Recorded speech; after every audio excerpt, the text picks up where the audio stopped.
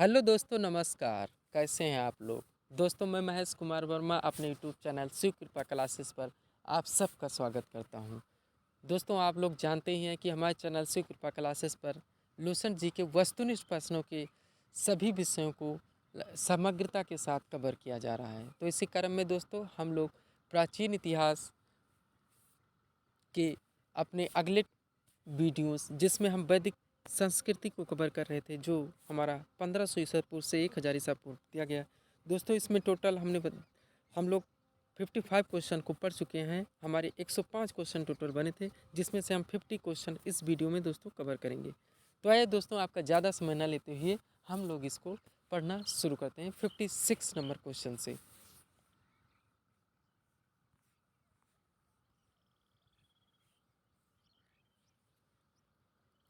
56 number question दोस्तों हमारे सामने है। हम लोग 55 नंबर क्वेश्चन तक कवर कर चुके हैं अपने पहले वीडियो में। दूसरे वीडियो में दोस्तों हम 56 से 105 यानी 105 क्वेश्चन को कवर करेंगे दोस्तों। इस तरह से 50 क्वेश्चन इसमें आएंगे। इसके बाद हम अपना अगला टॉपिक दोस्तों पढ़ेंगे, जिसमें महाजनपद काल 600 ईसा पूर्व से 325 ईसा पूर्व का अध्ययन हम लोग करेंगे। तो ये दोस्तों हम लोग 56 नंबर क्वेश्चन से पढ़ना शुरू करते हैं। सबसे प्राचीन वेद कौन सा है? काफ़ी इजी क्वेश्चन दोस्तों। सबसे प्राचीन वेद आपको बताने हैं, इसमें 1 सेकंड का देरी नहीं, हमारा ऋग्वेद हो जाएगा। हम लोग आगे चलेंगे। निम्नलिखित में से कौन भारतीय दर्शन की आरंभिक विचारधारा? दोस्तों इसको हाईलाइटेड करके बनाएंगे, काफ़ी इंपॉर्टेंट क्वेश्चन। निम्नलिखित में से कौन भारतीय दर्शन की आरंभिक विचारधारा? 57 नंबर क्वेश्चन है दोस्तों। तो इसका आंसर हो जाएगा दोस्तों सांख्य दर्शन। कौन सा भारतीय आरंभिक विचारधारा? कौन सी सबसे पहले दर्शन या प्राथमिक दर्शन? सांख्य दर्शन हमारा यानी विकल्प नंबर ये आंसर। चलिए दोस्तों 58 नंबर क्वेश्चन पे, सांख्य दर्शन, योग दर्शन, न्याय, वैशेषिक, मीमांसा एवं वेदांत, इन 6 भिन्न भारतीय दर्शनों की स्पष्ट रूप से अभिव्यक्ति हुई कब हुई दोस्तों? ये आपको बताने हैं। 58 नंबर क्वेश्चन है दोस्तों। तो कब हुआ था दोस्तों? ये सब आपके हुए थे वैदिक युग में। किस युग में? वैदिक युग में। 59 नंबर क्वेश्चन दोस्तों, निम्नलिखित में वह दस्तकारी कौन सी है? निम्नलिखित में वह दस्तकारी कौन सी है जो आर्यों द्वारा व्यवहार में नहीं लाई गई थी?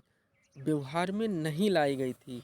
नहीं, आपको नहीं अलग करने हैं यहाँ से। इस चीज़ पर आप काफ़ी ध्यान दें दोस्तों। क्वेश्चन को पूरा पढ़ने की ज़रूर कोशिश करें। 59 नंबर क्वेश्चन है, नहीं इसमें कहा गया है दोस्तों। तो मृदभान पाटरी ये आपका आएगा दोस्तों। ये तो व्यवहार में लाया गया था, यानी ये आपका आंसर नहीं होगा, ये अपनाया गया था। दूसरा आभूषण भी अपनाया गया था दोस्तों। तीसरा बढ़ईगिरी कष्टकारिता तो इसमें था ही, यानी ये तीनों थे। तो लोहार लोहारगिरी ये नहीं था दोस्तों व्यवहार में। ये नहीं था, ये नहीं पढ़ने में आ रहा है कहीं भी वैदिक युग में। यही आपका आंसर बनेगा। चलिए दोस्तों हम लोग 60 नंबर क्वेश्चन, एक मिलान करने वाला क्वेश्चन है, इसको देखेंगे, उसके बाद आगे बढ़ेंगे। 60 नंबर क्वेश्चन दोस्तों हमारा लिखा हुआ सूची एक उपवेद हैं, संबंधित वेद हैं। ये किस वेद से संबंधित है दोस्तों? यहाँ से कई तरह के क्वेश्चन बनते हैं, आप इसको जरूर पकड़ने की। आयुर्वेद से भी संबंधित वेद का पूछा जा रहा है, यहाँ उपवेद से संबंधित वेद के पीछे जा रहे हैं। आयुर्वेद, धनुर्वेद, गंधर्व वेद, शिल्प वेद, या अर्थशास्त्र भी यहाँ लिख दिया जा रहा है, यहाँ इसको कहा जाता है। अब इनसे संबंधित किस वेद से संबंधित है, यहाँ पे इस तरह से बताना है। फिर आयुर्वेद में भी दोस्तों, इसमें उपवेद में भी खंड बनते हैं, लेकिन यहाँ उपवेद का वेद से आपको बताने हैं दोस्तों। ये 61 नंबर क्वेश्चन है दोस्तों। तो आप ध्यान से इसको देखिएगा थोड़ा सा, काफ़ी इंपॉर्टेंट क्वेश्चन है दोस्तों। आयुर्वेद हमारा ऋग्वेद से संबंधित है। ये चीज़ आप कॉन्सेंट्रेट होकर इसको ध्यान रखिए, काफ़ी इंपॉर्टेंट है। यानी ये का ये को हो जाएगा। आयुर्वेद ऋग्वेद से संबंधित है। धनुर्वेद दोस्तों यजुर्वेद से संबंधित है। धनुर्वेद, यजुर्वेद। अब क्वेश्चन दोस्तों जीएस की कोई सीमा नहीं होती। अब क्वेश्चन काफ़ी डिफिकल्ट अंदर से पूछे जा रहे हैं। तीसरा नंबर दोस्तों, सी नंबर बेटा गंधर्व वेद। आप गंधर्व वेद कहाँ से है? यानी गंधर्व वेद, गंधर्व शब्द आपने बार बार सुना होगा। गंधर्व वेद दोस्तों साम वेद से संबंधित है। इसके बाद दोस्तों इन वेदों के रचनाकार भी पूछे जाते हैं, ये धनुर्वेद, गंधर्व वेद, शिल्प वेद, जैसे दोस्तों गंधर्व वेद के हमारे हो जाएंगे महर्षि नारद, धनुर्वेद के हमारे हो जाएंगे दोस्तों विश्वामित्र। इसी तरह से दोस्तों शिल्प वेद जो पूछा जा रहा है महर्षि विश्वकर्मा आएंगे आपके। और आयुर्वेद के दोस्तों, आयुर्वेद के दोस्तों भी ध्यान नहीं आ रहा है, जुबान में ही है, अभी ध्यान आएगा तो हम उसको बताएंगे दोस्तों। इस तरह से इनके उपवेद भी पूछे जा रहे हैं। शिल्प वेद महर्षि विश्वकर्मा, गांधर्व वेद दोस्तों महर्षि नारद, धनुर्वेद दोस्तों विश्वामित्र, और आयुर्वेद का दोस्तों भी याद नहीं आ रहा है, लेकिन चलिए हम इस क्वेश्चन को पहले लगाते हैं। शिल्प वेद अर्थशास्त्र ये आपका अथर्ववेद से संबंधित है, यानी सीधा सीधा मिला हुआ है। 1 2 3 4 ABCD, 1 2 3 4 यानी विकल्प नंबर आपका ये, यही आपका आंसर बनेगा दोस्तों। इसको अच्छे से अध्ययन करेंगे। अभी हम दोस्तों आयुर्वेद से संबंधित संकलनकर्ता के हम नाम आपको बताएंगे, ध्यान आएगा तो। तैयारों के मुझे याद थे दोस्तों, इस समय ध्यान नहीं आ रहा है आयुर्वेद का केवल। चलिए दोस्तों 61 नंबर क्वेश्चन। ऋग्वेद के किन 6 मंडलों को वंश मंडल गोत्र मंडल कहा जाता है? ये आपका 61 नंबर क्वेश्चन है दोस्तों, इसको हाईलाइट करेंगे पहले। ऋग्वेद के किन 6 मंडलों को वंश मंडल या गोत्र मंडल कहा जाता है दोस्तों? तो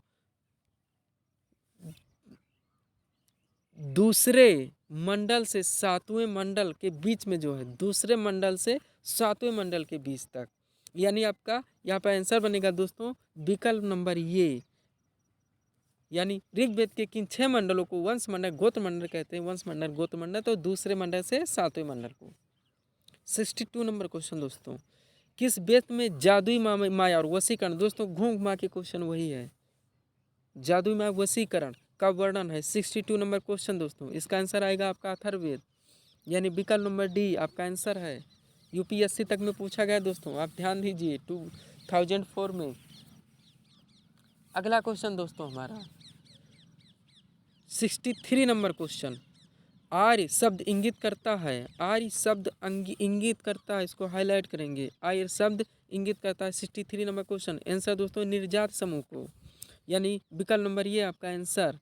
दोस्तों इसमें सारा कवर किया जा रहा है, कुछ भी छोड़ा नहीं जा रहा है। जितने इजी क्वेश्चन है, जैसे भी क्वेश्चन टोटल हम कवर करेंगे, कुछ भी इसमें स्किप नहीं किया जाएगा। लूसेंट क्वेश्चन दोस्तों, और आप जानते हैं कॉम्पिटिटिव एग्जाम के लिए यहाँ से क्वेश्चन कैसे बनते हैं, कितने बनते हैं इन सारे सब्जेक्ट से। 64 नंबर क्वेश्चन दोस्तों। ऋग्वेद में कुल कितने मंडल हैं? यहाँ आपको मंडलों कितने मंडल है ये बताने। ऋग्वेद में कुल कितने मंडल हैं? कुल कितने मंडल हैं दोस्तों? 64 नंबर क्वेश्चन। तो ऋग्वेद में कुल 10 मंडल हैं, हम लोग बार बार पढ़ चुके हैं 10 मंडल को। 10वां मंडल अभी देखा दोस्तों, जहाँ से वैश्य क्षत्रिय शूद्र ब्राह्मण इनका वर्णन मिला। अगला क्वेश्चन, तो आर्य भारत में संभवतः आए, आर्य भारत में संभवतः कहाँ से आए दोस्तों? मध्य एशिया से आए। कहाँ से? मध्य एशिया से। आप लोगों ने भी बार बार GK में इसको पढ़ा होगा। आर्य मुख्यतः कहाँ से आए? मध्य एशिया से आए। कहाँ सर्वप्रथम बसे? पंजाब में बसे। या लोग ये चीज़ हम लोग देख ही चुके हैं। हमारा 66 नंबर क्वेश्चन दोस्तों। कौन सा वेद अंशतः गद्य रूप में भी रचित है? गद्य एवं पद्य वाला वेद कौन सा? यही इस क्वेश्चन है दोस्तों, यहीं से इसको उठाया जा रहा है क्वेश्चन को। 66 नंबर क्वेश्चन दोस्तों, हमारा आंसर यजुर्वेद। क्वेश्चन नंबर 67 दोस्तों। सभा और समित प्रजापति की 2 पुत्रियां थीं, कब कहा गया दोस्तों? अभी समिति हमने मंत्रिमंडल के बारे में पढ़ा है। हमारा क्वेश्चन है दोस्तों 67। सभा और समित प्रजापति की 2 पुत्रियां थी, कौन से मंडल में? अथर्ववेद में दोस्तों। 68 नंबर क्वेश्चन। 68 क्या है? ऋग्वैदिक युग की प्राचीनतम संस्था कौन सी थी? ऋग्वैदिक युग की प्राचीनतम संस्था कौन सी थी? तो दोस्तों वो थी विदत। कौन सी थी? विदत। ये चीज़ ध्यान रखेंगे, थोड़ा डिफिकल्ट शब्द है लेकिन याद रखना जरूरी है क्योंकि क्वेश्चन इंपॉर्टेंट। अब हम पहुंचेंगे दोस्तों 69 नंबर क्वेश्चन पे। ब्राह्मण ग्रंथों में सर्वाधिक प्राचीन कौन है? ये आपको बताने। ब्राह्मण ग्रंथों में सर्वाधिक प्राचीन कौन है दोस्तों? तो है शतपथ ब्राह्मण। कौन सा? शतपथ ब्राह्मण, यानी विकल्प नंबर बी हमारा इजी सा क्वेश्चन और इजी सा आंसर, लेकिन काफ़ी इम्पोर्टेंट क्वेश्चन। 70 नंबर दोस्तों। गोत्र, क्या पूरा क्वेश्चन है दोस्तों? गोत्र को अंडरलाइन करेंगे। व्यवस्था प्रचलन में कब आई? कब आई दोस्तों? उत्तर वैदिक काल में आई। हम लोग उत्तर वैदिक की तरफ बढ़ रहे हैं दोस्तों, उत्तर वैदिक काल में। क्वेश्चन यहाँ से अनुलोम विवाह का अर्थ है। अनुलोम विवाह का अर्थ आपको बताने दोस्तों। 71 नंबर क्वेश्चन। अनुलोम विवाह का अर्थ आपको बताने हैं। तो अनुलोम विवाह का अर्थ है उच्च वर्ण पुरुष का निम्न वर्ण नारी के साथ विवाह अनुलोम विवाह है। इसी का उल्टा प्रतिलोम होगा दोस्तों। 71 नंबर क्वेश्चन, जिसका आंसर बनेगा हमारा विकल्प नंबर ये, उच्च वर्ण पुरुष का निम्न वर्ण नारी के साथ विवाह अनुलोम विवाह कहलाता है। 71 नंबर क्वेश्चन ये था। चलिए दोस्तों 72, प्रतिलोम आ भी गया, इसी का उल्टा कर दो दोस्तों, इसका आंसर आएगा। प्रतिलोम विवाह हमें बताने हैं। प्रतिलोम का वही उल्टा, जब उच्च वर्ण की नारी हो और निम्न वर्ण का पुरुष हो, यानी विकल्प नंबर बी आपका आंसर। क्वेश्चन थोड़ा तेज करेंगे दोस्तों, तेज ही रखेंगे, ज़्यादा समय न लगाएंगे। आपको बराबर ज्ञान मिलना चाहिए, समय कम मिलना चाहिए, समय की डिमांड है। 73 नंबर क्वेश्चन, वैदिक युग में यौ कहा जाता था। यौ किसको कहा जाता था दोस्तों, आप लोग जानते ही होंगे, रिवीजन कर लीजिए क्वेश्चन का। यो जौ को कहा जाता था। ब्रीज शब्द किसके लिए प्रयुक्त हुआ है, ब्रीज शब्द आपको बताने दोस्तों। 74 नंबर क्वेश्चन, 74 ब्रीज शब्द किसके लिए प्रयुक्त होता था। तो ब्रीज दोस्तों चावल के लिए प्रयुक्त होता था। किसके लिए, चावल, विकल्प नंबर ये आपका आंसर। अथर्व का अर्थ 75 में अथर्व का अर्थ पूछा जा रहा है दोस्तों। अथर्व का अर्थ 75, तो पवित्र क्या है, जादू। अथर्व का अर्थ क्या है, पवित्र जादू। फिर 76 मिलान वाला क्वेश्चन, सुमेलित कीजिए। शिक्षा है, कल्पसूत्र है, निरोक्त है, ज्योतिष है, ज्योतिष नहीं दोस्तों छंद है। यहाँ से दोस्तों पूछा जाता है, अक्सर बनता है। उपनिषद हैं, शिक्षा, कल्प, व्याकरण, निरुक्त, ज्योतिष और छंद। क्वेश्चन यहीं से पूछा जा रहा है, कौन किस पे आधारित है। आपका ये 76 नंबर क्वेश्चन है दोस्तों। शिक्षा के सामने ध्वनि शास्त्र दिया है, कल्प सूत्र के सामने कर्मकांड दिया है, निरुक्त के सामने शब्द व्युत्पत्ति शास्त्र भाषा शास्त्र दिया है, छंद के सामने छंद शास्त्र दिया है। छंद के सामने छंद शास्त्र आप पा ही गए एक झलक तो आपको यहाँ से डीन में मिल ही चुका है दोस्तों। बाकी आप थोड़ा सा एलिमिनेशन इसमें अपनाएं, एक दो विकल्प को छाड़ने की कोशिश करें, हम तो आंसर निकालने की कोशिश करेंगे दोस्तों। अभी हम लोग 76 नंबर क्वेश्चन है दोस्तों, चलिए लगाते हैं। शिक्षा से हमारा कहाँ से बनेगा दोस्तों संबंधित, ध्वनि शास्त्र से बनेगा, यानी पहले का तो पहला ही हो गया। ए और बी में आपका आंसर आएगा, सी डी हम काट देंगे। कल्पसूत्र आपका कर्मकांड प्रधान है, यानी दोस्तों आपका बी भी बन गया। कल्पसूत्र आपका कर्मकांड पर आधारित है, यानी बी भी बन गया। सी भी देखते हैं, निरुक्त आपका बिल्कुल मिला हुआ है, शब्द व्युत्पत्ति शास्त्र भाषा शास्त्र से जुड़ा हुआ, और छंद तो छंद शास्त्र से जुड़ा, यानी 1 2 3 4 ABCD 1 2 3 4, यानी विकल्प नंबर ये आपका आंसर बन गया है दोस्तों। ये आपका आंसर हो गया। अब हम लोग पढ़ेंगे दोस्तों 77 नंबर क्वेश्चन, प्राचीनतम व्याकरण अष्टाध्यायी आप लोग इसको बार बार पढ़े होंगे दोस्तों। अष्टाध्यायी की रचनाकार कौन थे, 77 नंबर क्वेश्चन दोस्तों। इसका सीधा सा आंसर होगा 77, पाणिनि को कहा था, किसको, पाणिनि, अष्टाध्यायी पाणिनि। 78 नंबर दोस्तों क्वेश्चन हमारा, निम्न में से कौन सी स्मृति प्राचीनतम है। प्राचीनतम स्मृति आपको बताएं दोस्तों, निम्न में से कौन सी स्मृति प्राचीनतम है। 78 है दोस्तों। तो कौन सी प्राचीन, अभी हमने आप लोगों को बताया, मनु का क्या था, मनु स्मृति थी, सबसे प्राचीन यही है। 79 आदि काव्य की संज्ञा किसे दी जाती है, आदि काव्य की संज्ञा किसे दी जाती है। 79 नंबर क्वेश्चन दोस्तों। तो आदि काव्य की संज्ञा हम किसको देते हैं दोस्तों, काफ़ी हाईलाइटेड सब, रामायण हमारा, इसी को हम देते हैं। 80 नंबर क्वेश्चन दोस्तों, प्राचीनतम पुराण, जो थोड़ी देर पहले हम लोगों ने पढ़ लिया है। सबसे प्राचीन पुराण कौन सा है दोस्तों, मत्स्य पुराण हमारा, हम दोनों को अंडरलाइन करेंगे, अपने आंसर पे टिक करेंगे। ए नंबर विकल्प हमारा आंसर होगा। हम लोग आगे चलेंगे 81 नंबर क्वेश्चन पे। ऋग्वेद में सबसे पवित्र नदी आपको बतानी है दोस्तों। 81 नंबर क्वेश्चन है, तो आप लोग जानते हैं सबसे पवित्र नदी, विकल्प नंबर 20 सरस्वती हमारी हो जाएगी, और हम आगे चल देंगे। 82 नंबर क्वेश्चन, वैदिक समाज की आधारभूत इकाई हम लोग को बताने हैं दोस्तों।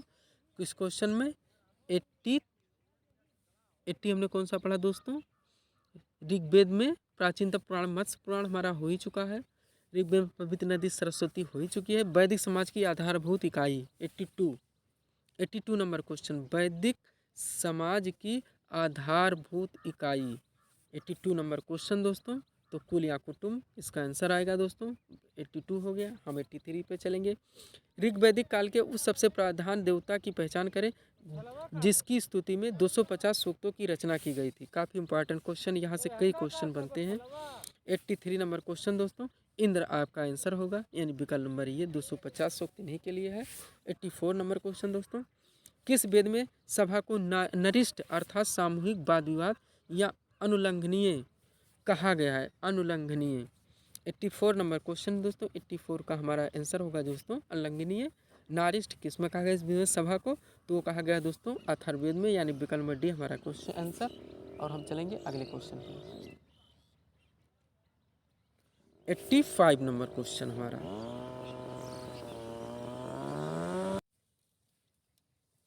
चलिए दोस्तों हम लोग अपने अगले क्वेश्चन पे चलते हैं। हमारा क्वेश्चन था 86।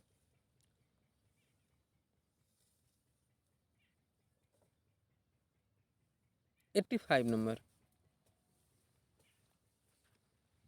किस रचना में नारी को सुरा और पांसा के साथ 3 प्रमुख बुराइयों में शामिल किया गया है? इसको हम हाईलाइट बनाएंगे दोस्तों। किस रचना में नारी को सुरा पांसा के साथ 3 प्रमुख बुराइयों में शामिल किया गया है? 85 नंबर दोस्तों ये आपका क्वेश्चन है। तो दोस्तों इसका आंसर होगा मैत्रायणी संहिता। मैत्रायणी संहिता, यानी विकल्प नंबर ये आपका आंसर होगा। 86 नंबर चलते हैं दोस्तों, उत्तर वैदिक काल में किस देवता को सर्वोच्च स्थान प्राप्त था? ऋग्वेद को हम पढ़ चुके हैं दोस्तों। अब उत्तर वैदिक में, ऋग्वेद में हमने इंद्र को माना, अब हम चलेंगे उत्तर वैदिक काल में। उत्तर वैदिक काल में किस देवता को माना गया दोस्तों? हमारे 86 नंबर क्वेश्चन है प्रजापति। किसको? इसका आंसर होगा दोस्तों प्रजापति, यानी ब्रह्मा को कहा जाता था दोस्तों प्रजापति उस टाइम, उन्हीं को माना गया है। 87 नंबर क्वेश्चन हमारा दोस्तों जो कि मिलान करने के लिए है, सुमेलित करना है। राजसूय यज्ञ है, अश्वमेध यज्ञ है, वाजपेयी यज्ञ है और अनिष्टोम यज्ञ है। थोड़ा सा समस्या आ रही दोस्तों यहाँ पे, थोड़ा आवाज़ की आप लोग कॉन्सेंट्रेट होकर सुने दोस्तों। 87 नंबर क्वेश्चन है हमारा, राजसूय यज्ञ। राजसूय यज्ञ हमें बताना है किससे संबंधित? अश्वमेध है, वाजपेयी, अनिष्टोम यज्ञ है। अनिष्टोम दोस्तों यहाँ पे शब्द आ गया है जो देवताओं से संबंधित आगे सामने दिखाई दे रहा है। तो आपका जस्ट ही मिल जाएगा दोस्तों कि 87 तो आपका बिल्कुल मिला ही है, बिल्कुल ईजी सा है। 87 का आपका जो है बिल्कुल 4 का 4, डी का 4 तो हो ही जाएगा, इसमें ज़्यादा कुछ नहीं करना है, बिल्कुल ईजी सा है, इतना तो आप एलिमिनेशन कर सकते हैं। डी का 4 हमारा बन रहा है, डी का 4 बन रहा है दोस्तों। उसके बाद हम शुरू से देखेंगे राजसूय यज्ञ।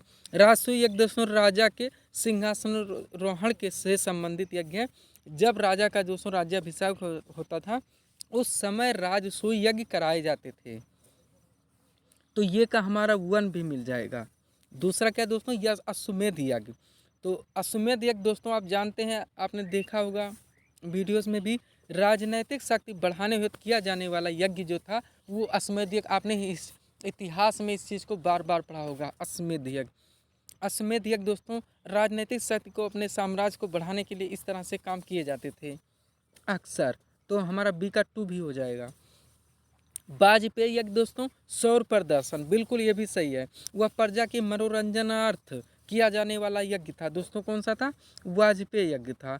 तो हमारा दोस्तों बिल्कुल सही ये मिला हुआ है। ABCD का 1 2 3 4 हो जाएगा, यानी 1 2 3 4 हम देखेंगे किस विकल्प में है दोस्तों, तो विकल्प नंबर ये में है हमारा, विकल्प नंबर ये यहाँ पे आंसर हो जाएगा। चलिए दोस्तों 87 हमारा हो ही चुका है।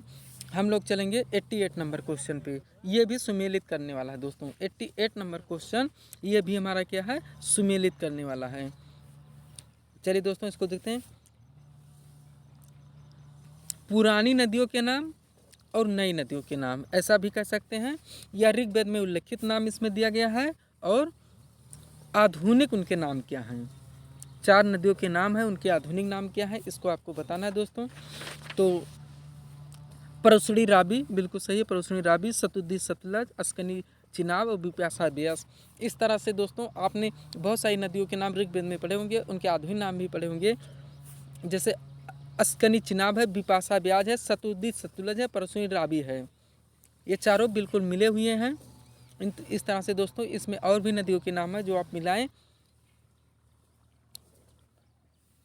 तो दोस्तों ये BCD 1 2 3 4 1 2 3 4 यानी विकल्प नंबर ये हमारा बैठ रहा है यहाँ पे दोस्तों। तो विकल्प नंबर ये हमारा आंसर हो जाएगा, बिल्कुल मिला हुआ है। ये चारों नदियों के प्राचीन नाम और आधुनिक नाम बिल्कुल मिले हुए हैं। हम इसे आंसर करेंगे विकल्प नंबर ये को। और 89 नंबर क्वेश्चन हम लोग देखेंगे। संस्कारों की कुल संख्या, संस्कारों की कुल संख्या कितनी है दोस्तों? संस्कारों की संख्या 16 है। काफ़ी इजी क्वेश्चन है, लेकिन चलिए इसमें है तो हम स्किप नहीं कर सकते, बिल्कुल पढ़ेंगे।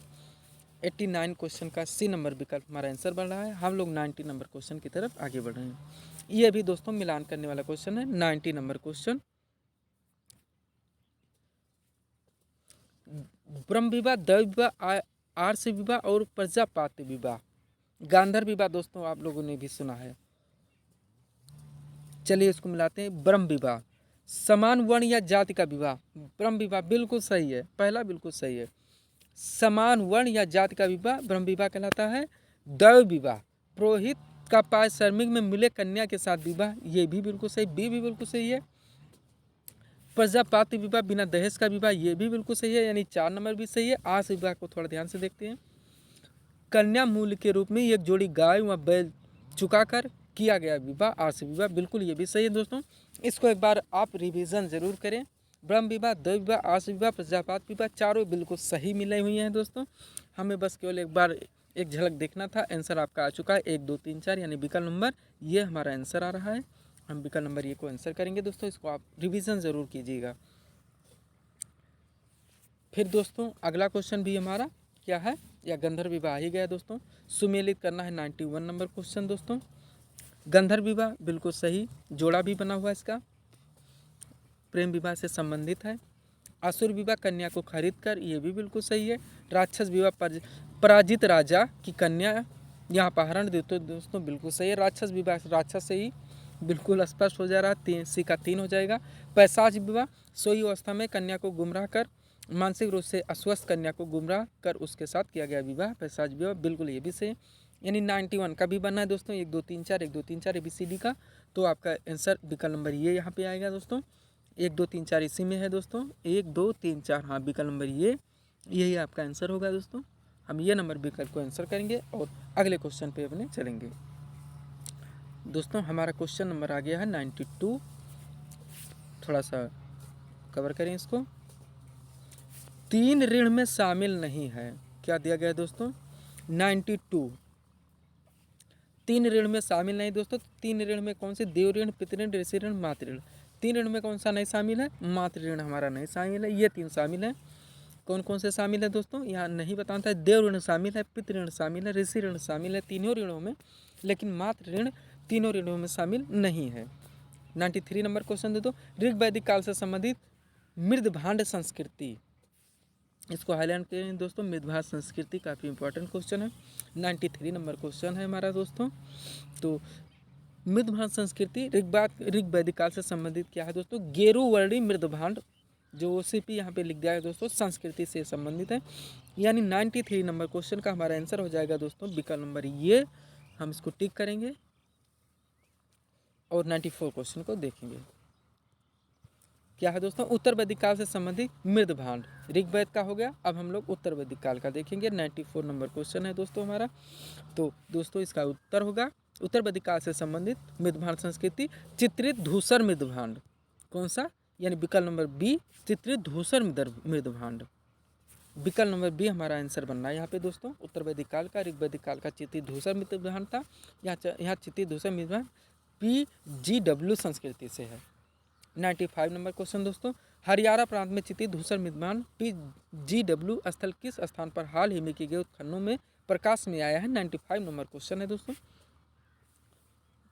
तो दोस्तों इसका आंसर होगा भगवानपुर। हरियाणा प्रांत में चित्रित धूसर मृदभांड PGW स्थल किस स्थान पर हाल में आया है? तो कहाँ पे आया दोस्तों? आंसर हो जाएगा ये भगवानपुर, यानी विकल्प नंबर बी। 96 प्राचीनतम विवाह संस्कार का वर्णन करने वाला विवाह सूक्त किस में पाया जाता है? 96 नंबर क्वेश्चन दोस्तों, प्राचीनतम विवाह संस्कार का वर्णन करने वाला विवाह सूक्त किस में है दोस्तों? ऋग्वेद में है। हमारा ऋग्वेद यहाँ पे आंसर होगा 96 का। 97 हम लोग देखेंगे। ऋग्वेद में अधन्य यानी वध योग्य नहीं शब्द का प्रयोग किसके लिए किया गया? वध योग्य नहीं किसके लिए किया गया दोस्तों? ये गाय के लिए। गाय को क्या कहा गया? अधन्या कहा गया है ऋग्वेदिक काल में दोस्तों। अगला क्वेश्चन दोस्तों 98 नंबर क्वेश्चन, जो कि एक मिलान करने वाला क्वेश्चन है, हम लोग इसको मिलाएंगे। 98 नंबर आपका क्वेश्चन है दोस्तों।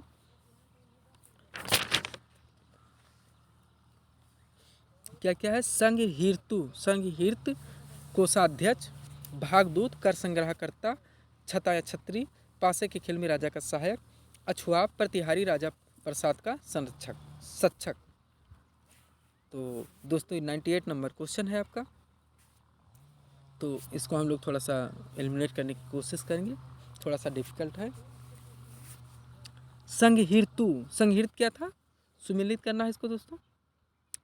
संघहित हमारा कोषाध्यक्ष था। चलिए हम कोषाध्यक्ष से लगाते हैं इसको। कोषाध्यक्ष था भागदूत, अछुआब, छता छत्री। अछुआब दोस्तों आपका प्रतिहारी था। अब हम थोड़ा सा देखेंगे दोस्तों एलिमिनेशन पद्धति को अपना के। ये का वन बन रहा है, ये का वन हमारा 3 में बनना है। डी नंबर हम पहले काट देंगे। अब हमारा डी का क्या बनना है? 4 बनना है। डी का 4 किस में आ रहा है दोस्तों? डी का 4 हमारा आ रहा है, डी का 4 98 नंबर क्वेश्चन। डी का हमारा 4 नहीं बनेगा दोस्तों, क्योंकि यहाँ प्रतिहारी है, ये हमारा नहीं आएगा दोस्तों। एक मिनट इसको ध्यान से देखते हैं। डी का हमारा बनेगा दोस्तों, डी का बनेगा पासे के खेल में राजा का सहायक, यानी डी का हमारा बनेगा अछुआब का पासे का। डी का हमारा 3 आएगा, डी का हमारा 3 आएगा। और सी और बी हमारा कट जाएगा, सी और बी हमारा कट जाएगा। उसके बाद भागदूत हमारा बनेगा दोस्तों कर संग्रहकर्ता, और छता या छत्री बनेगा प्रतिहारी, राजा प्रसाद का सक्षक। इस तरह से दोस्तों तो हमारा बनेगा 1, 2, 4 और 3, यानी विकल्प नंबर बी हमारा यहाँ पर आंसर होगा। चलिए दोस्तों 99 नंबर क्वेश्चन पे हम लोग चलते हैं। ऋत प्राकृतिक संतुलन, 99 नंबर क्वेश्चन। ऋत प्राकृतिक संतुलन स्थापित करने के कारण किस वैदिक देवता को ऋतस्य गोप कहा गया है? 99 नंबर क्वेश्चन, इसको हम थोड़ा हाईलाइटेड करेंगे। ऋत प्राकृतिक संतुलन स्थापित करने के कारण किस वैदिक देवता को ऋतस्य या गोप कहा गया है? 99 नंबर क्वेश्चन। तो दोस्तों इसका उत्तर हो जाएगा आंसर नंबर बी, वरुण को कहा गया है, वरुण को। 100 नंबर क्वेश्चन दोस्तों, निम्न में से कौन मूलतः जल या समुद्र का देवता था? समुद्र का देवता आपको बताने दोस्तों, तो समुद्र का देवता किसको कहा गया? वरुण को कहा जाता है। किसको? वरुण को। 101 यानी 101 नंबर क्वेश्चन दोस्तों, 3 कर्मों पगों में तीनों लोक को माप लेने के कारण किसे उपक्रम कहा गया है? किसे उपक्रम कहा गया है? 101 नंबर क्वेश्चन। तो दोस्तों इसका आंसर हो जाएगा विष्णु को कहा गया है। किसको? विष्णु को कहा गया है। 102 नंबर क्वेश्चन दोस्तों, मिलान वाले क्वेश्चन है, सुमेलित करना है आपको। 102, पूषण के सामने विवाहों का देवता लिखा गया है, रुद्र के सामने पशुओं का देवता, घौ से धौ के सामने जगत के पिता, और अदिति के सामने देवों की महान माता। दोस्तों इसको आप ध्यान से पढ़ें, इसको नेट करने की कोशिश करें, थोड़ा सा आंसर आप खुद भी लगाएं। 102 ये नंबर है दोस्तों। ये का हमारा विवाह के देवता, रुद्र का पशुओं का देवता, घोष का जगत के पिता, अदिति का देवों की महान माता। 102 नंबर क्वेश्चन है दोस्तों। चलिए हम इसको मिलाते हैं थोड़ा सा। पूषण का हो जाएगा दोस्तों विवाहों का देवता, यानी पहला आपका बिल्कुल राइट है।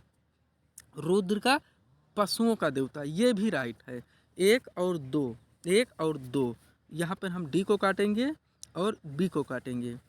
सी धौस या घौ को जगत के पिता, बिल्कुल ये भी सही है, यानी सी का 3 यानी आपका सी भी कट गया। अब बचा केवल ये, और अदिति का देव की महान देवता, यानी आपका विकल्प नंबर ये 1, 2, 3, 4 ABCD आपका आंसर हो जा रहा है दोस्तों। 102 का विकल्प नंबर ये आपका सही है। यानी पूषण का हो जाएगा विवाहों का देवता, रुद्र का पशुओं का देवता, धौस या धौ को जगत के पिता और अदिति को देवों की महान माता। 103 नंबर क्वेश्चन, मनुस्मृति मुख्यतः संबंधित है। 103 नंबर क्वेश्चन है दोस्तों, काफ़ी इंपॉर्टेंट है ये सब सारे क्वेश्चन दोस्तों, आप देख लीजिए। UPPCS 2007 में पूछा गया क्वेश्चन है, मनुस्मृति मुख्यतः संबंधित है। तो दोस्तों समाज व्यवस्था से संबंधित है मनुस्मृति, यानी विकल्प नंबर ये आपका आंसर हो जाएगा। चलिए दोस्तों हम लोग आके सेकंड लास्ट क्वेश्चन को देखते हैं। 104 नंबर क्वेश्चन, गायत्री मंत्र की रचना की गई थी। गायत्री मंत्र की रचना किसने की थी? गायत्री मंत्र की रचना किसने की थी दोस्तों? गायत्री मंत्र की रचना तो की थी विश्वामित्र जी ने, यानी विकल्प नंबर बी हमारा आंसर दोस्तों 104 का। और आज का लास्ट क्वेश्चन दोस्तों, अवेस्ता और ऋग्वेद में समानता है। अवेस्ता किस क्षेत्र से संबंधित है? यहाँ 2 में पूछा गया दोस्तों, अवेस्ता और ऋग्वेद में समानता बताना या अवेस्ता किस क्षेत्र से संबंधित है, ये आपका क्वेश्चन है दोस्तों। तो इसका आंसर हो जाएगा दोस्तों ईरान से। किससे? ईरान से को संबंधित है, यानी हमारा विकल्प नंबर बी यहाँ पे आंसर हो रहा है दोस्तों। अवेस्ता और ऋग्वेद में समानता है, अवेस्ता किस क्षेत्र से संबंधित है? ईरान से संबंधित है। तो दोस्तों ये हमारा 105 आज वैदिक संस्कृति का दूसरे वीडियो में पूरे टॉपिक को हम लोगों ने कंप्लीट कर लिया है। अगले टॉपिक में दोस्तों हम लोग महाजनपद काल जो 600 ईसा पूर्व से 325 ईसा पूर्व है उसका हम लोग अध्ययन करेंगे। तो दोस्तों इसी तरह के वीडियो के लिए आप शिव कृपा क्लासेस से जुड़े चैनल को दोस्तों सब्सक्राइब करें, ताकि दोस्तों क्रमवार वीडियोस आप तक पहुंच सके। दोस्तों पसंद आने पर दोस्तों आप हमारे चैनल शिव कृपा क्लासेस को लाइक करें, चैनल को सपोर्ट करें। दोस्तों नमस्कार।